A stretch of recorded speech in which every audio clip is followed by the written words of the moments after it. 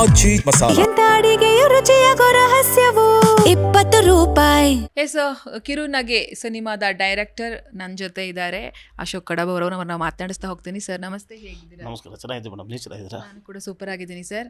ಕಿರುನಗೆ ಒಂದು ಅದ್ಭುತ ಸ್ಟೋರಿ ಸಿಕ್ಕುತ್ತೆ, ನೀವು ಅದನ್ನು ಡೈರೆಕ್ಷನ್ ಮಾಡ್ತೀರಾ. ಸೊ ಹೆಂಗಿತ್ತು ಪ್ರಾರಂಭದ ದಿನಗಳು, ಹೆಂಗಿತ್ತು, ಹೆಂಗೆ ಶುರು ಆಯಿತು ಅಂತ ಹೇಳಿ? ಪ್ರಾರಂಭದ ದಿನಗಳು ಅಂತಂದರೆ ನನಗೆ ನಮ್ಮ ಮೇಡಮ್ ಲತಾಶ್ರೀ ಮೇಡಮ್ ಅವರು ಒಂದು ಒಳ್ಳೆ ಕತೆ ಕೊಟ್ಟರು. ನನಗೆ ಈಗ ಅನ್ನಿಸ್ತಾ ಇತ್ತು, ಆ ಸಿನಿಮಾ ಬಂದಾದಮೇಲೆ ಒಂದು ಒಳ್ಳೆ ಕತೆನ ನಿರ್ದೇಶನ ಮಾಡಿದ್ದೀನಿ ಅಂತ ನನಗೆ ಅನ್ನಿಸ್ತೈತೆ. ತುಂಬ ಒಳ್ಳೆ ಕತೆ, ಅಂದರೆ ಪ್ರತಿಯೊಂದು ಫ್ಯಾಮಿಲಿ ಎಲ್ಲ ಕೂತ್ಕೊಂಡು ಅಂದರೆ ಎಸ್ಪೆಷಲಿ ಹೆಣ್ಣುಮಕ್ಳು ನೋಡಲೇಬೇಕಾದಂಥ ಒಂದು ಸಿನಿಮಾ ಇದು. ತುಂಬ ಚೆನ್ನಾಗಿದೆ ಕತೆ. ಅವ್ರು ಬಂದು ನಿಮ್ಗೆ ಹೇಳಿದಾಗ ತುಂಬ ತಾಳ್ಮೆಯಿಂದ ಕೇಳಿಸ್ಕೊಂಡ್ರಿ ಅಂತ ಹೇಳಿದ್ರು. ಸೊ ನಾನೇ ನಿರ್ಮಾಣ ಮಾಡ್ತೀನಿ, ನನ್ನದೇ ಕತೆ ಅಂತ ಬಂದಾಗ ನಿಮಗೆ ನಿರ್ದೇಶಕರಾಗಿ ಅನಿಸಿದ್ದೇನು ಅಂತ ಹೇಳಿ? ಇಲ್ಲ ಮೇಡಮ್, ನಮ್ಮ ಮೇಡಮ್ಗೆಲ್ಲ ಫುಲ್ ಸಖತ್ ಧೈರ್ಯ ಅವರು, ಅವ್ರಿಗೆಲ್ಲ ಗೊತ್ತು. ಬಟ್ ಏನು ಗೊತ್ತಿಲ್ಲ ನನಗೆ ನೋಡ್ಕೊತಾರೆ, ಎಲ್ಲ ಗೊತ್ತು ಅವ್ರಿಗೆ, ಎಲ್ಲ ಗೊತ್ತಿದೆ. ಹಾಗಾಗಿ ಅವರು ಅವ್ರು ಏನು ಹೇಳ್ತಿದ್ರು ಅದೇ ರೀತಿಯಲ್ಲಿ ನಾವು ಮಾಡ್ತಿದ್ದೆ. ಆಮೇಲೆ ಪ್ರತಿಯೊಂದು ಅವ್ರು ಶೂಟಿಂಗಿಗೆ ಬರೋಕ್ಕೆ ಆಗ್ತಾಯಿರಲಿಲ್ಲ ಆ ಟೈಮಲ್ಲಿ.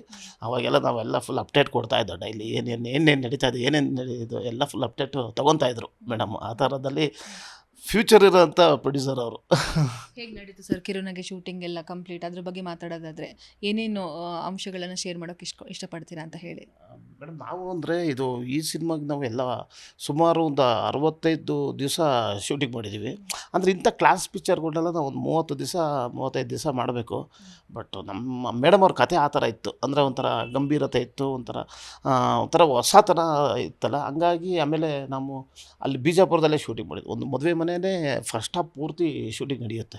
ಅಂದರೆ ಸ್ವಲ್ಪ ಡೈಲಿ ಒಂದು 100 ಜನ 150 ಜನ ಜೂನಿಯರ್ಸ್ನ ಹಾಕ್ಕೊಂಡು ಅಷ್ಟು ಜನ ಬೇಕು ಮೇಡಮ್. ಮದುವೆ ಮನೆ ಅಂತಂದ್ರೆ ಹಂಗಿರಬೇಕು ಅಂತಂದ್ರೆ ಅಷ್ಟೇ ಜನನ ಕೊಟ್ಟರು. ಬಟ್ ಪಾಪ ಅವ್ರಿಗೆಲ್ಲ ಟ್ರಾವೆಲ್ಸ್ ಬಸ್ಗಳ್ನ ಕಳ್ಸಿಸೋದು, ವಾಪಸ್ ಕಳ್ಸಿಸೋದು, ಕರ್ಕೊಬರೋದು ಡೈಲಿ. ಆಮೇಲೆ ಊಟದ ವ್ಯವಸ್ಥೆನೂ ಅಷ್ಟೇ, ಡೈಲಿ ಒಂದು 200 ಜನಕ್ಕೆ ಊಟ ಇದು ಮಾಡಿಸ್ತಾಯಿದ್ದು. ತುಂಬ ಚೆನ್ನಾಗಿತ್ತು. ಆಮೇಲೆ ಅಲ್ಲಿ ಬಿಜಾಪುರದಲ್ಲೆಲ್ಲ ಒಳ್ಳೊಳ್ಳೆ ಲೊಕೇಶನಲ್ಲೆಲ್ಲ ಶೂಟ್ ಮಾಡಿದ್ದು. ಮದುವೆ ಮನೆ ಸೆಟಪ್ಪೇ ಮಾಡಿದ್ದು. ಸ್ವಲ್ಪ ಭಾಳ ಖರ್ಚು ಬಂದಿದೆ ನಮಗೆ ಬಿಜಾಪುರದಲ್ಲೇ.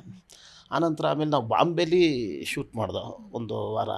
ಆಮೇಲೆ ಒಂದು 3-4 ಡೇಸ್ ಗೋವಾದಲ್ಲಿ ಮಾಡಿದ್ವಿ. ಇದು ಮಿಕ್ಕಿದೆಲ್ಲ ನಾವು ಮಾಮೂಲಿ ನಮ್ಮ ಮಂಗಳೂರು, ಅದು ನಮ್ಮ ಫೇವ್ರೇಟ್ ಪ್ಲೇಸು. ಮಂಗಳೂರು, ಚಿಕ್ಕಮಂಗ್ಳೂರು, ಬೆಂಗಳೂರಲ್ಲೆಲ್ಲ ಶೂಟಿಂಗ್ ನಡೀತು. ಡೆಫಿನೆಟಾಗಿ ಮೇಡಮ್, ಇದು ಒಂಥರ ಡಿಫ್ರೆಂಟ್ ಕತೆ ಇದೆ.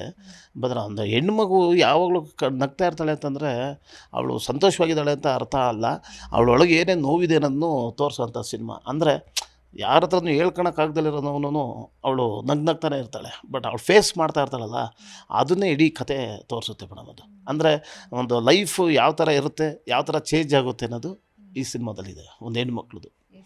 ರಿಲೀಸ್ ಪ್ಲ್ಯಾನು ಅದ್ರ ಬಗ್ಗೆ ಸಂಬಂಧಪಟ್ಟಂತೆ ಏನು ಮಾತುಕತೆಗಳು ಮಾಡ್ಕೊಂಡಿದ್ದೀರಾ ಅಂತ ಹೇಳಿ?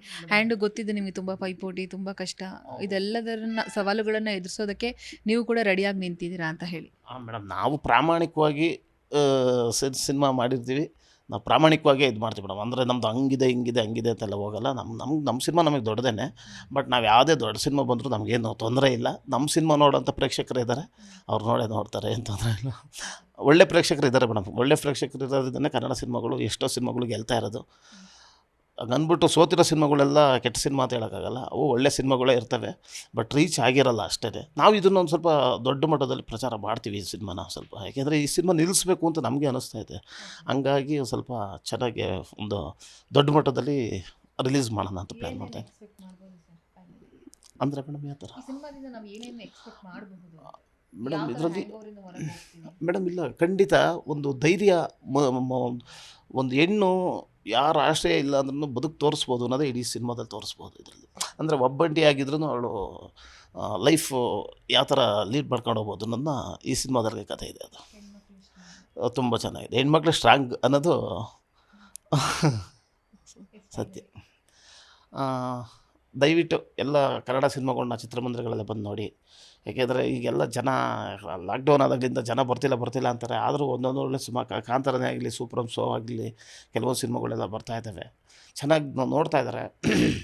ಬಂದು ಎಲ್ಲ ಸಿನಿಮಾಗಳನ್ನ ನೋಡಿ. ಯಾಕೆಂದರೆ ಕನ್ನಡ ಚಿತ್ರರಂಗನೇ ನಂಬ್ಕೊಂಡಿರೋ ಇಂಡಸ್ಟ್ರಿ ಇದೆ. ಎಲ್ಲ ಕಾರ್ಮಿಕರು ಪ್ರತಿಯೊಬ್ಬರೂ ಲಕ್ಷಾಂತರ ಜನಕ್ಕೆ ಅನುಕೂಲ ಆಗುತ್ತೆ ಅನ್ನೋದಕ್ಕೋಸ್ಕರ ಕನ್ನಡ ಸಿನಿಮಾಗಳನ್ನ ಪ್ರತಿಯೊಂದು ನೋಡಿ. ಚೆನ್ನಾಗಿಲ್ಲ ಅಂದರೆ ಚೆನ್ನಾಗಿಲ್ಲ ಅಂತ ಹೇಳಿ, ಚೆನ್ನಾಗಿದೆ ಅಂದರೆ ಚೆನ್ನಾಗಿದೆ ಅಂತ ಹೇಳಿ ನೇರವಾಗಿ. ಹೆಣ್ಣು ಮಗಳ ಒಂದು ವಿಶೇಷ ಪ್ರಯತ್ನ ಸೊ ಅವರ ಕತೆ ಅಂತಂದಾಗ ಅದರಲ್ಲಿ ಅಂತಹ ಅದ್ಭುತವಾದ ಭಾವನೆಗಳು, ನೋವುಗಳು, ಸಂಕಟ, ಸುಖ, ದುಃಖ ಎಲ್ಲವೂ ಕೂಡ ಅಡಗಿರುತ್ತೆ ಅಂತ 100% ಹೋಪ್ ಇದೆ. ಅದು ಸುಮ್ಮನೆ ಅದು ಗೀಚೋದಕ್ಕಾಗಲ್ಲ. ಅದರಲ್ಲೂ ಹೆಣ್ಣು ಅಂತಂದರೆ ಅಷ್ಟು ಸ್ಪೆಷಲ್ ಯಾವತ್ತು. ಸೊ ನಿರ್ಮಾಪಕಿ ಲತಾಶ್ರೀ ಅವರ ಕತೆ, ಅವರ ನಿರ್ಮಾಣ ಅದು 100% ಜನರಿಗೆ ಇಷ್ಟ ಆಗುತ್ತೆ, ಆಗಲೇಬೇಕು ಅನ್ನೋದು ನಮ್ಮದು ಕೂಡ. ಸೊ ನಿಮ್ಮ ಈ ಒಂದು ವಿಭಿನ್ನ ಪ್ರಯತ್ನಕ್ಕೆ ಜಿ ಕನ್ನಡ ನ್ಯೂಸ್ ಕಡೆಯಿಂದಲೂ ಕೂಡ all the best sir. Thank you very much madam. ನಿಮಗೂ ಅಷ್ಟೇ ಯಶೋಧ ಮೇಡಮ್, ಥ್ಯಾಂಕ್ ಯು.